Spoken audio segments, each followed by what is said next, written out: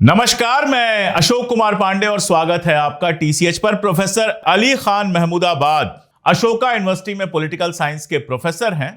इन्होंने फेसबुक पर एक पोस्ट लिखी थी और उस पोस्ट के चलते इनको गिरफ्तार कर लिया गया है। पहले इनके ऊपर बीजेपी के युवा मोर्चा ने केस कराया, साथ में हरियाणा का जो महिला आयोग है उन्होंने केस कराया और उसके बाद अली खान महमूदाबाद साहब को कल गिरफ्तार कर लिया गया। क्या थी वो पोस्ट ऐसी जिस पर उनको गिरफ्तार किया गया? वो पोस्ट स्क्रीन पर आप पूरी देख सकते हैं। अंग्रेजी और हिंदी दोनों में मैंने लगा दिया है। आप अंग्रेजी में पढ़ना चाहें, हिंदी में पढ़ना चाहें, दोनों में मैंने लगा दिया है। आप आराम से पढ़ सकते हैं। और ये पोस्ट तो सोशल मीडिया पे वायरल है। अब लोग शेयर करके पूछ रहे हैं इसमें गलत क्या है? क्या ऐसा सवाल उठाया है उन्होंने जिससे यह देशद्रोह हो गया है? या सिर्फ प्रोफेसर अली खान को इसलिए गिरफ्तार किया गया है कि वो एक मुसलमान है? जिस पोस्ट का अंत उन्होंने जय हिंद के साथ किया है, जिस पोस्ट में कहीं आतंकवाद का समर्थन नहीं है, जिसमें वो लिखते हैं कि संदेश स्पष्ट है, अगर आप आतंकवाद की समस्या, अगर पाकिस्तान को कह रहे हैं कि अगर आप अपने आतंकवाद की समस्या नहीं सुलझाएंगे तो हम सुलझाएंगे। दोनों पक्षों पर नागरिक जीवन की क्षति दुखद है और यही कारण है कि युद्ध से बचना चाहिए। बहुत सारे लोगों के अपने अपने विचार हैं। कोई जंग के पक्ष में है, कोई जंग के खिलाफ था। ये तो नागरिक आजादी है।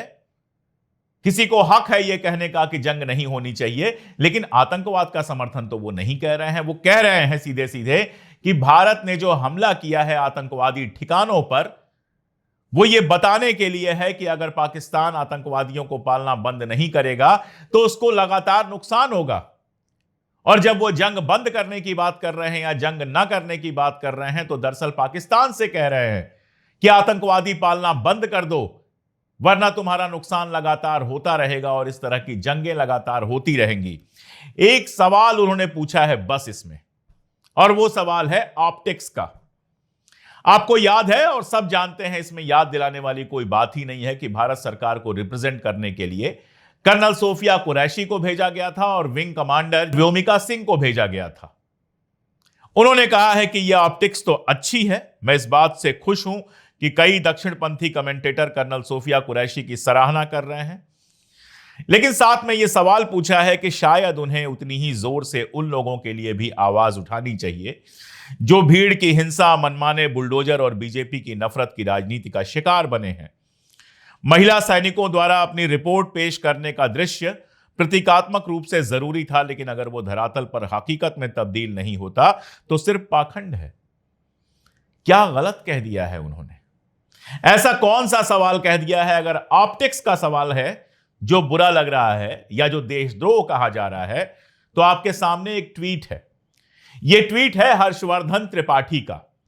हर्षवर्धन त्रिपाठी खुद को पत्रकार कहते हैं और अक्सर गोदी मीडिया के चैनलों पर भारतीय जनता पार्टी के लिए बैटिंग करते हुए पाए जाते हैं। भारतीय जनता पार्टी के समर्थक हैं।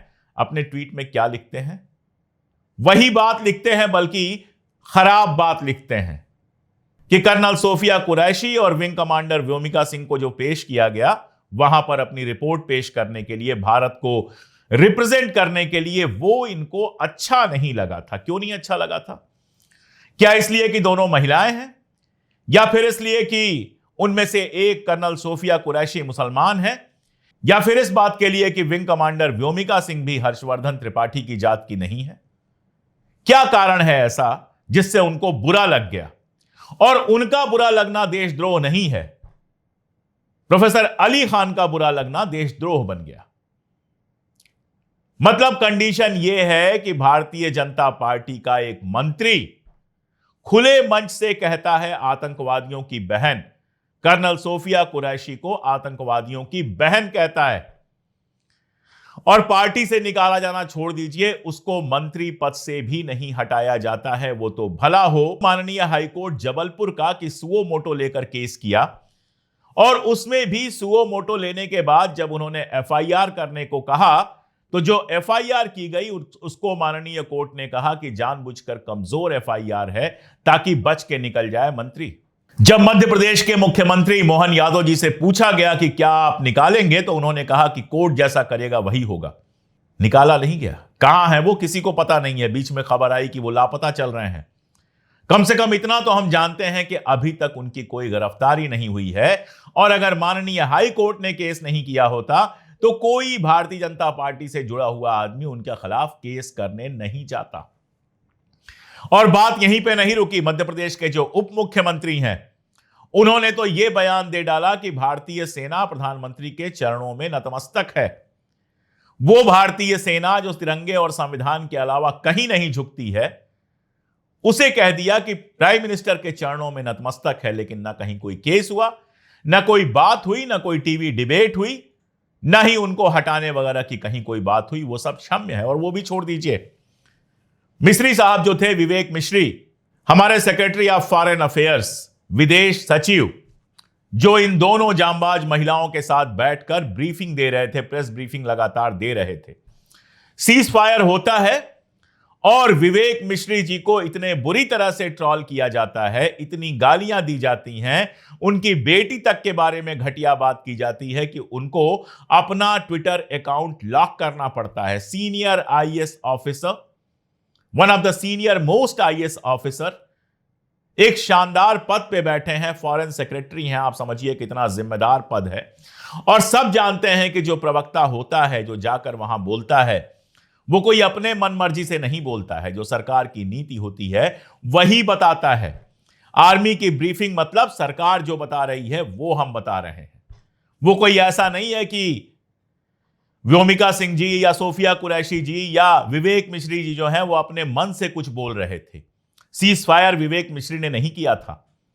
उनके पास किसी ट्रंप का फोन नहीं आया होगा। सीज फायर करने का निर्णय इस देश की जो हाईएस्ट अथॉरिटी है, यानी कि प्रधानमंत्री, उनके यहां से होता है। लेकिन प्रधानमंत्री को कोई गाली नहीं देता है। विवेक मिश्री को जाकर गाली दी जाती है उस काम के लिए जो उन्होंने किया ही नहीं, जिसमें उनकी कोई जिम्मेदारी ही नहीं है। उनकी बेटी के लिए घटिया चीजें लिखी जाती हैं, लेकिन एक केस नहीं होता है। किसी को देशद्रोही नहीं कहा जाता है, किसी को जेल में नहीं डाला जाता है। हिमांशी नरवाल, जिनके पति शहीद हो गए थे बैसरण घाटी में, वो कह देती हैं कि हिंदू मुसलमान करने की जरूरत नहीं है, इसके लिए कश्मीरी या फिर हिंदुस्तानी मुसलमानों को जिम्मेदार मत ठहराओ।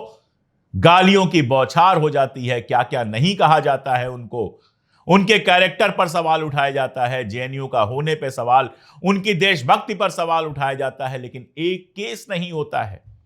और वो तो प्रॉपर गालियां थीं, प्रॉपर अपमान था, नीचताएं थीं जो विवेक मिश्री जी के खिलाफ हुई या हिमांशी नरवाल जी के खिलाफ हुई, उन पर कुछ नहीं हुआ। बाकायदा हाई कोर्ट ने सुओ मोटो लेकर जो एफआईआर कराने के लिए कहा, उसमें देश की एकता और अखंडता खतरे में डालने की बात की विजय शाह के लिए, लेकिन उनके खिलाफ कोई केस नहीं हुआ। हर्षवर्धन त्रिपाठी ने लिखा कि मुझे यह अच्छा नहीं लगा कि कर्नल सोफिया कुरैशी को और विंग कमांडर व्योमिका सिंह को बिठाया गया वहां पर रिपोर्ट करने के लिए, उनके खिलाफ एक आवाज नहीं उठी। लेकिन प्रोफेसर अली खान, जो अशोका यूनिवर्सिटी के प्रोफेसर हैं, पॉलिटिकल साइंस पढ़ाते हैं, एक पोस्ट लिख देते हैं तो बुरा लग जाता है। इतना बुरा लग जाता है कि उनके ऊपर केस हो जाता है, देशद्रोह का केस हो जाता है। क्या गलत है यह सवाल कि हिंदुस्तान में मुसलमानों के साथ जो कुछ हो रहा है, लिंचिंग की लगातार घटनाएं, हेट स्पीचेज वगैरह वगैरह, यह सब भारत की छवि को खराब करता है। इसमें क्या दो राय है? इसने भारत की छवि को बुरी तरह से बर्बाद किया है, खराब किया है। यह तो एक हकीकत है और हर देशभक्त यह बात कहेगा, जय हिंद भी कहेगा, वो भारत की जीत की कामना भी करेगा, लेकिन भारत के अंदर जो समस्याएं हैं उन समस्याओं पर भी बात करेगा। आखिर यही तो वजह है कि इतने सारे लोगों को विदेश में भेजा जा रहा है। ओवैसी साहब को भी भेजा जा रहा है, शशि थरूर भी जा रहे हैं, और भी बहुत सारे लोग जा रहे हैं समझाने के लिए। क्या कारण है कि हर जो लिस्ट बनाई गई है, जो प्रतिनिधिमंडल जा रहा है, उसके हर प्रतिनिधिमंडल में कम से कम एक मुसलमान को जरूर शामिल किया गया है? क्या कारण है? यह रिप्रेजेंटेशन तब तो नहीं दिया जाता जब मंत्रिमंडल बनाया जाता है। एक मुसलमान को टिकट नहीं दिया जाता है। जहां जहां भारतीय जनता पार्टी की सरकारें हैं, शायद कोई भी वहां मुस्लिम मंत्री नहीं है, वहां तो कोई रिप्रेजेंटेशन आप देते नहीं है। प्रतिनिधिमंडल में क्यों भेज रहे हैं? यही बताने के लिए ना कि भारत में हिंदू और मुसलमान सब एक हैं और सब पाकिस्तान के खिलाफ हैं। यह पूरा जो 4 दिन चला है, युद्ध जैसा माहौल, उसमें भारत का मुसलमान आपके साथ खड़ा हुआ है। एक तरफ आप दुनिया को समझाने के लिए भेज रहे हैं कि भारत में मुसलमानों के साथ कुछ गलत नहीं होता है, और दूसरी तरफ प्रोफेसर अली खान महमूदाबाद को गिरफ्तार कर रहे हैं।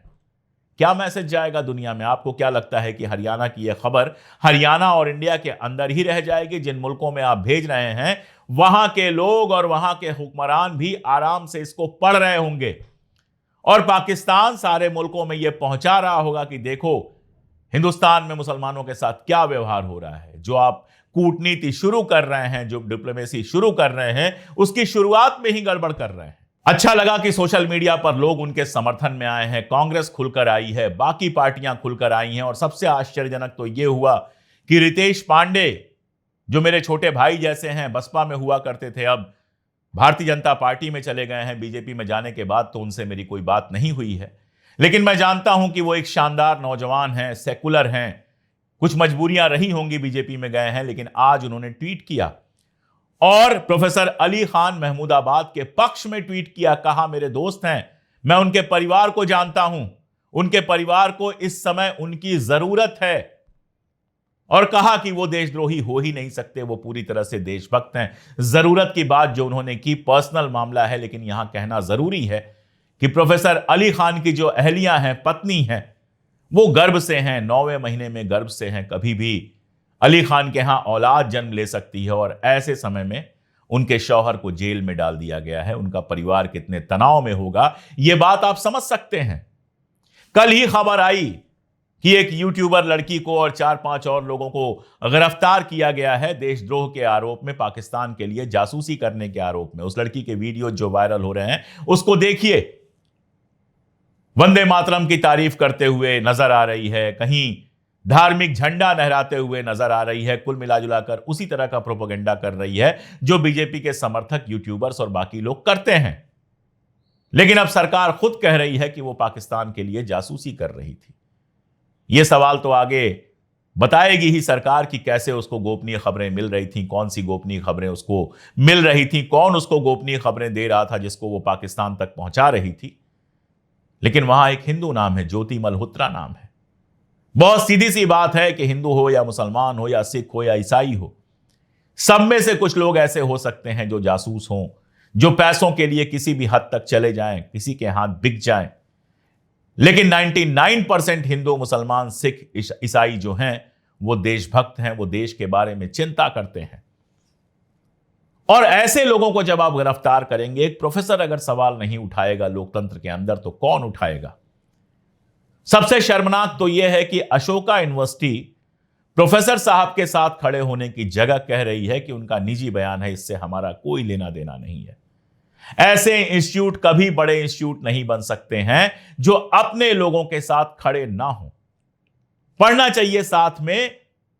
जो अली खान साहब ने इसका स्पष्टीकरण दिया था, बताया था कि मैंने क्या कहा है, बताया था कि इसमें देश के खिलाफ कुछ नहीं है, देशद्रोह जैसा कुछ नहीं है, एक सामान्य सवाल मैंने उठाया है, यह दिखाया था उन्होंने। उसके बावजूद उनको गिरफ्तार कर लिया गया। और विजय शाह जो हंसते हुए पहले माफी मांगता है, फिर थोड़ा सा सीरियस होकर माफी मांगता है जब मामला बड़ा बन गया, माननीय हाईकोर्ट ने सुओ मोटो लेकर केस दर्ज कर लिया और उसके खिलाफ कुछ नहीं होता है, धीरे धीरे मामला दब जाएगा। हाईकोर्ट जब तक एक्टिव रहेगा तब तक रहेगा, अगर हाईकोर्ट नहीं एक्टिव होता है तो कुछ नहीं होने वाला है। जो लोग ऑपरेशन सिंदूर को प्रचार का माध्यम बना रहे हैं, पोस्टर्स लग रहे हैं, ऐसा लग रहा है जैसे ऑपरेशन सिंदूर जो है किसी एक पार्टी का था। आपको विदेश में डेलीगेशन भेजना है तो हर पार्टी के लोग चाहिए, लेकिन सड़कों पर पोस्टर और बैनर लग रहे हैं भारतीय जनता पार्टी के। कल पीयूष बबेले हमारे मित्र हैं और पूर्व सीएम कमलनाथ जी के मीडिया सलाहकार हैं, उन्होंने ट्विटर पर एक टिकट शेयर किया, रेलवे का टिकट जो IRCTC का था। इसमें ऑपरेशन सिंदूर का जिक्र है और मोदी जी का फोटो है। सोचिए ये कि एक ऑपरेशन को एक पार्टी के लिए बेचा जा रहा है, इस तरह से ऑपरेशन का उपयोग किया जा रहा है, ऑपरेशन सिंदूर का, और इस पर कहीं कोई सवाल नहीं है। सवाल केवल प्रोफेसर अली खान महमूदाबाद पर है। क्यों है यह सवाल? इसलिए कि वो मुसलमान हैं। क्यों है यह सवाल? इसलिए कि वो सवाल उठाने की जरूरत करते हैं। क्यों हुई उनकी गिरफ्तारी? क्योंकि वो भारतीय जनता पार्टी की बीन नहीं बजा रहे थे। लोकतंत्र के अंदर अगर जनता सवाल नहीं उठाएगी तो कहां उठाएगी? यह फासिज्म तो है नहीं, यह स्टालिन या हिटलर की तानाशाही तो है नहीं कि सवाल उठाने वाले हर आदमी को आप मार डालिए या गिरफ्तार करके कहीं भेज दीजिए। सवाल उठाना बैन कर दीजिए। कभी गुजरात समाचार के ऊपर रेड पड़ जाती है, कभी कोई यूट्यूब चैनल बंद कर दिया जाता है, कभी ऐसा सवाल उठाने वाला कोई व्यक्ति गिरफ्तार कर लिया जाता है। क्या मतलब है इन सब का? अभी कुछ दिन पहले तो ऑपरेशन सिंदूर चल रहा था और पूरा देश सरकार के साथ खड़ा था, और ज्यों ही वो वक्त गुजरा फिर से वही सारी चीजें शुरू हो गई। याद रखिएगा, देश एक रहेगा तभी पाकिस्तान हो या कोई भी हो उसके खिलाफ खड़ा हो पाएगा।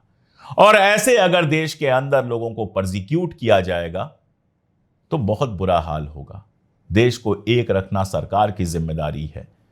मैं अपनी आवाज सिर्फ उठा सकता हूं, बोल सकता हूं, मांग कर सकता हूं कि तुरंत से तुरंत प्रोफेसर साहब को रिहा किया जाए। मुझे उम्मीद है 2 दिन की सिर्फ रिमांड मिली है, वो जब कोर्ट में पेश होंगे तो उनको तुरंत जमानत मिलेगी।